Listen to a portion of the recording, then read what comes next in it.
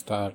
But the other chief ministers, whether they belong to Congress or BJP or Shiv Sena or left or TDP, they were all there. They were unanimously of the view that this article is not to be deleted. It is necessary to retain it, but at the same time, they were all of the view that, in view of the past experience and history of the article, which has been misused so many times for political purposes, some safeguards will have to be introduced into this article to see if it is possible to prevent, at least to minimize the possibilities of its being misused to suit the interests of the party in power. We were engaged in this discussion. I think it was quite an interesting and quite a fruitful discussion from which something might have emerged. Many suggestions and many proposals were being made by different chief ministers, but fortunately or unfortunately, it depends on what view one takes.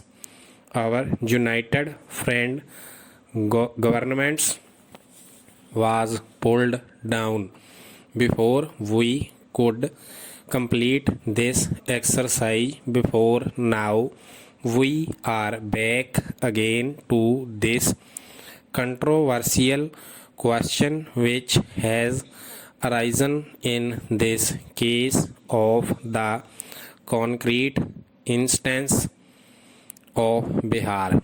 I would remind the House, sir, if you look at the Constitution, Article 356 is an article, a provision which occurs in the chapter of emergency provisions.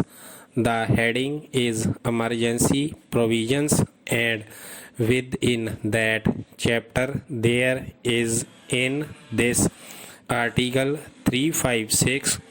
This by itself indicates that this is meant to operate in a very unusual and very critical kind of situations.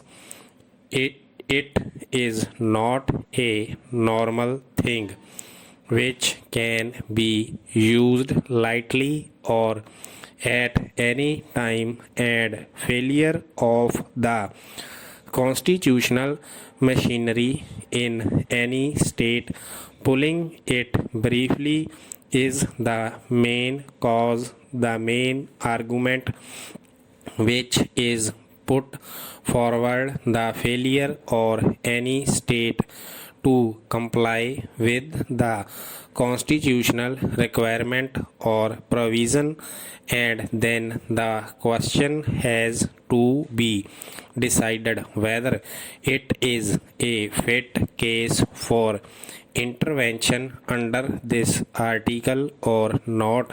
I am saying this because there so many arguments have been put forward, most of them it should say are related to the question of law and order. The Constitution does not say anything about this. Law and order can be defined in many ways. The incidence of crime, the growth in the rate of crime, the character of these crimes which are being committed and which are being committed with impunity,